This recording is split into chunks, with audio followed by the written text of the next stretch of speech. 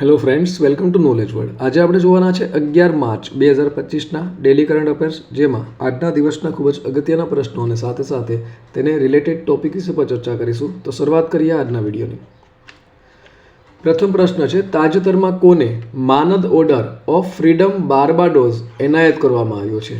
તો હાલમાં જ આપણા જે વડાપ્રધાન છે નરેન્દ્રભાઈ મોદી, તેમને આ જે માનદ ઓર્ડર છે ફ્રીડમ બાર્બાડોસ તે એનાયત કરવામાં આવ્યો છે. માટે ઓપ્શન નંબર એ છે તે આપણો જવાબ આવશે. તેના વિશે વાત કરીએ તો વડાપ્રધાન નરેન્દ્ર મોદીને બાર્બાડોસનો સર્વોચ્ચ રાષ્ટ્રીય પુરસ્કાર છે, જેને તમે સ્ક્રીન ઉપર અહીં જોઈ શકો છો, માનદ order of freedom of Barbados આ એનાયત કરવામાં આવ્યો છે. અને આ જે ઓર્ડર છે તે વડાપ્રધાન વતી કેન્દ્રીય વિદેશ રાજ્યમંત્રી પાબિદ્રા માર્ગેરિટા છે તેમના દ્વારા લેવામાં આવ્યો છે. આ છે બાર્બાડોસના રાષ્ટ્રપતિ ગેમ સેન્ડ્રા મેસન. અને શા માટે આ પહેલાં તો આ એવોર્ડ એનાયત કરવામાં આવ્યો છે? તો કે કોવિડ-19 રોગચાળા દરમિયાન અસરકારક નેતૃત્વ અને વૈશ્વિક સહયોગને મજબૂત બનાવવામાં વિશેષ યોગદાન બદલ વડાપ્રધાન નરેન્દ્ર મોદીને આ જે એવોર્ડ છે, આ જે ઓર્ડર છે તે આપવામાં આવ્યો છે. ત્યાર પછી જોઈએ, તાજેતરમાં સાહિત્ય અકાદમી દ્વારા સાહિત્ય મહોત્સવ 2025 ક્યાં આયોજિત કરવામાં આવી રહ્યું છે? તો હાલમાં જ તેનું આયોજન છે તે દિલ્હી ખાતે કરવામાં આવી રહ્યું છે. માટે ઓપ્શન નંબર ડી જવાબ આવશે. તેના વિશે વાત કરીએ તો સાહિત્ય અકાદમીએ 7થી લઈ અને 12 માર્ચ 2025 દરમિયાન નવી દિલ્હીના રવિન્દ્ર ભવન ખાતે તેનું વાર્ષિક જે પત્ર મહોત્સવ 2025 છે, એટલે કે સાહિત્ય મહોત્સવ 2025 છે, તેનું આયોજન કરવામાં આવી રહ્યું છે. અને આ કાર્યક્રમનું ઉદ્ઘાટન છે તે કેન્દ્રીય સંસ્કૃતિ અને પર્યટન મંત્રી છે આપણા ગજેન્દ્રસિંહ શેખાવત, તેમના દ્વારા ઉદ્ઘાટન છે તે કરવામાં આવશે. ત્યાર પછી જોઈએ, તાજેતરમાં પ્રથમ શૌર્ય વેદનામ મહોત્સવ ક્યાં યોજાયો હતો? શૌર્ય વેદનામ મહોત્સવ. તો હાલમાં જ આ જે મહોત્સવ છે તે બિહાર ખાતે યોજાયો હતો. માટે option number B is the right answer. તેના વિશે વાત કરીએ તો પ્રથમ શૌર્ય વેદનામ મહોત્સવ છે તે 8 માર્ચ 2025ના રોજ બિહારના પૂર્વ ચંપારણ જિલ્લાના મોતીહારી શહેરમાં યોજાયો હતો. હવે આમાં શું દર્શાવવામાં આવે છે? તો કે આ જે વેદનામ મહોત્સવ છે, શૌર્ય વેદનામ ઉત્સવ, તેમાં સશસ્ત્ર દળોની લશ્કરી શક્તિ, માર્શલ આર્ટ્સ, લશ્કરી બેન્ડ દ્વારા સામૂહિક પ્રદર્શન અને યુદ્ધ પ્રદર્શન વગેરેનું જે પ્રભાવશાળી પ્રદર્શન છે તે બતાવવામાં આવે છે. વાત કરીએ આપણે બિહારની, તો બિહારની જે કેપિટલ છે તે કયું છે? તો કે પટના છે. અને હાલના તેના જે સીએમ છે તે છે નીતિશ કુમાર અને રાજ્યપાલ છે આરિફ મોહમ્મદ ખાન. અને બીજું એક અગત્યનું હતું કે ગ્રામીણ ક્રિકેટ લીગ શરૂ કરનાર બિહાર છે તે ભારતનું પ્રથમ રાજ્ય છે તે બન્યું હતું, ગ્રામીણ ક્રિકેટ લીગ. ત્યાર પછી જોઈએ, તાજેતરમાં 2 દિવસીય સ્ટડી ઇન ઇન્ડિયા એક્સપો ક્યાં શરૂ થયો છે? તો હાલમાં જ આ જે સ્ટડી ઇન ઇન્ડિયા એક્સપો છે તે શ્રીલંકા ખાતે શરૂ થયો છે. માટે ઓપ્શન નંબર એ જવાબ આવશે. તેના વિશે જોઈએ આપણે તો શ્રીલંકાના જે કોલંબો છે તેમાં 2 દિવસીય આ સ્ટડી ઇન ઇન્ડિયા એક્સપો છે તે કાર્યક્રમનું આયોજન છે તે થયું છે. અને આ એક્સપોનું આયોજન છે તે Asia leading educational exhibition organisation affairs દ્વારા કરવામાં આવી રહ્યું છે. અને ભારતીય હાઈ કમિશનના સહયોગથી તેનું આયોજન છે તે થઈ રહ્યું છે. ત્યાર પછી જોઈએ, તાજેતરમાં મુખ્યમંત્રી યોગી આદિત્યનાથ માઇક્રોસોફ્ટ કેમ્પસનો શિલાન્યાસ ક્યાં કરશે? તો હાલમાં જે મુખ્યમંત્રી યોગી આદિત્યનાથ છે, જેઓ ઉત્તર પ્રદેશના મુખ્યમંત્રી છે, તેઓ નોઈડા ખાતે માઇક્રોસોફ્ટ કેમ્પસ છે તેનો શિલાન્યાસ કરશે. માટે ઓપ્શન નંબર સી છે તે આપણો જવાબ આવશે. તેના વિશે વાત કરીએ તો ઉત્તર પ્રદેશ રાજ્યના મુખ્યમંત્રી છે યોગી આદિત્યનાથ, અને તેઓએ નોઈડા સેક્ટર 145માં માઇક્રોસોફ્ટના 5 એકરના કેમ્પસનો શિલાન્યાસ છે તે કર્યો હતો, જેમાં મેક અને સિફીના અન્ય મેગા આઈટી પ્રોજેક્ટનો પણ સમાવેશ થશે. વાત કરીએ આપણે ઉત્તર પ્રદેશની, તો કેપિટલ આપણે ખબર છે, કેપિટલ છે ઉત્તર પ્રદેશનું તે લખનઉ છે. અને હાલના સીએમ છે યોગી આદિત્યનાથ અને રાજ્યપાલ છે આનંદીબેન પટેલ.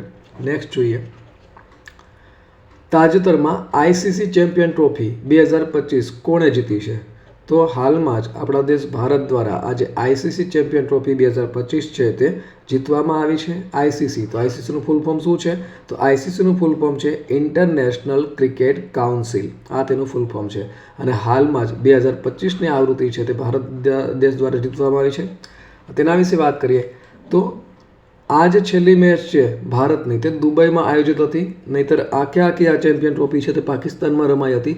પરંતુ ભારત અને ન્યૂઝીલેન્ડની જે છેલ્લી મેચ છે તે દુબઈમાં ચેમ્પિયન ટ્રોફી 2025ની ફાઇનલ મેચ રમાય, તેમાં ન્યૂઝીલેન્ડને હરાવી અને આઈસીસી ચેમ્પિયન ટ્રોફી છે તે ભારત દ્વારા જીતવામાં આવી છે. હવે વાત કરીએ આપણે આઈસીસી ચેમ્પિયન ટ્રોફી વિશે. તો તેની પ્રથમ આવૃત્તિ ક્યારે યોજાઈ હતી? તો જૂન 1998થી તેની શરૂઆત થઈ હતી અને પ્રથમ જે આવૃત્તિ છે તે બાંગ્લાદેશ ખાતે યોજાઈ હતી. હવે આ જે આવૃત્તિ છે 2025ની તે પાકિસ્તાનમાં યોજાઈ હતી, પરંતુ ભારતની મેચ છે તે દુબઈમાં હતી અને આગામી વર્ષ 2029માં તેનું આયોજન છે તે આપણા દેશ ભારતમાં થશે. અને ભારતે અત્યાર સુધીમાં કેટલા ટાઇટલ જીત્યા છે? તો 3 ટાઇટલ. આઈસીસી ચેમ્પિયન ટ્રોફીની વાત કરીએ તો 3 ટાઇટલ છે તે ભારત દ્વારા જીતવામાં આવ્યા છે, જેમાં વર્ષ 2002નું ટાઇટલ છે તે ભારત અને શ્રીલંકા દ્વારા સંયુક્ત રીતે જીતવામાં આવ્યું હતું, ભારત અને શ્રીલંકા દ્વારા. હવે વાત કરીએ આપણે આઈસીસી. તો આઈસીસીનું નામ છે ઇન્ટરનેશનલ ક્રિકેટ કાઉન્સિલ અને આ જે નામ છે તે વર્ષ 1987થી આપવામાં આવ્યું છે. આમ તો તેની સ્થાપના છે તે વર્ષ 1909માં 15 જૂન 1909માં થઈ હતી અને તેનું મુખ્ય મથક હાલમાં પહેલાં લંડન હતું અને 2005 પછી દુબઈ સંયુક્ત આરબ ઇમારત ખાતે આવેલું છે. નેક્સ્ટ જોઈએ. તાજેતરમાં ફિશરીઝ સ્ટાર્ટઅપ કોન્ક્લેવ 2.0 ક્યાં આયોજિત કરવામાં આવ્યું છે? તો હાલમાં જ આ જે કોન્ક્લેવ છે ફિશરીઝ સ્ટાર્ટઅપનો તે હૈદરાબાદ ખાતે આયોજિત કરવામાં આવી રહ્યું છે. માટે ઓપ્શન નંબર ડી છે તે આપણો જવાબ આવશે. તેના વિશે આપણે વાત કરી લઈએ તો મત્સ્ય ઉદ્યોગ, પશુપાલન અને ડેરી મંત્રાલયના મત્સ્ય ઉદ્યોગ વિભાગ દ્વારા તેલંગાણાના હૈદરાબાદમાં ફિશરીઝ સ્ટાર્ટઅપ કોન્ક્લેવ છે 2.0 તેનું આયોજન છે તે કરવામાં આવી રહ્યું હતું અને આ આયોજન છે તે 8 માર્ચના રોજ થયું હતું. હવે હૈદરાબાદ, તો હૈદરાબાદ છે તે તેલંગાણાનું પાટનગર છે અને તેલંગાણાના સીએમ છે રેવંત રેડ્ડી અને રાજ્યપાલ છે જિષ્ણુદેવ વર્મા. અને બીજો એક ઇમ્પોર્ટેન્ટ કે હાલમાં 3 જાન્યુઆરીના રોજ સાવિત્રીબાઈ ફૂલે છે તેની જન્મ જયંતિ છે તે તેલંગાણા રાજ્ય સરકાર દ્વારા મહિલા શિક્ષક દિવસ તરીકે ઉજવણી છે તે કરવામાં આવી હતી. તાજેતરમાં સિડબીએ એમએસએમઈ ધિરાણ માટે કઈ બેંક સાથે ભાગીદારી કરી છે? તો હાલમાં જ સિડબી દ્વારા ફેડરલ બેંક સાથે ભાગીદારી કરવામાં આવી છે. માટે ઓપ્શન નંબર સી જવાબ આવશે. તેના વિશે વાત કરીએ તો એમએસએમઈ ફાઇનાન્સિંગને મજબૂત બનાવવા માટે સિડબી અને ફેડરલ બેંક વચ્ચે ભાગીદારી છે એટલે કે એમઓયુ છે તે કરવામાં આવ્યા છે. ત્યાર પછી જોઈએ તો તાજેતરમાં કયા દેશના વિદેશ પ્રધાન અરારત મિર્ઝોયાન ભારતની મુલાકાતે છે? તો આજે અરારત મિર્ઝોયાન છે તે આર્મેનિયાના વિદેશ પ્રધાન છે. માટે ઓપ્શન નંબર ડી જવાબ આવશે. તેના વિશે જોઈએ તો આર્મેનિયાના વિદેશ પ્રધાન છે અરારત મિર્ઝોયાન અને તેઓ 9થી લઈને 11 માર્ચ દરમિયાન ભારતની સત્તાવાર મુલાકાતે છે અને વિદેશ મંત્રી આપણા છે જે ડૉક્ટર એસ જયશંકર તેમની સાથે તેઓ મુલાકાત છે તે પણ કરશે. હવે ગઈકાલે પૂછાયેલા પ્રશ્નનો જવાબ જોઈ લઈએ તો ગઈકાલે પૂછ્યું હતું કે તાજેતરમાં આરબીઆઈ એટલે કે રિઝર્વ બેંક ઓફ ઇન્ડિયા દ્વારા એક્ઝિક્યુટિવ ડિરેક્ટર તરીકે કોની નિમણૂક કરવામાં આવી છે? તો ઓપ્શન નંબર એ છે અજીત રત્નાકર જોશી, બી મનીષ જૈન, સી પી વાસુદેવન અને ડી મનોરંજન મિશ્રા. તો હાલમાં જ આરબીઆઈ દ્વારા એક્ઝિક્યુટિવ ડિરેક્ટર તરીકે અજીત રત્નાકર જોશી છે તેઓની નિમણૂક કરવામાં આવી છે. માટે ઓપ્શન નંબર એ જવાબ આવશે. ત્યાર પછી જોઈએ આજનો સવાલ.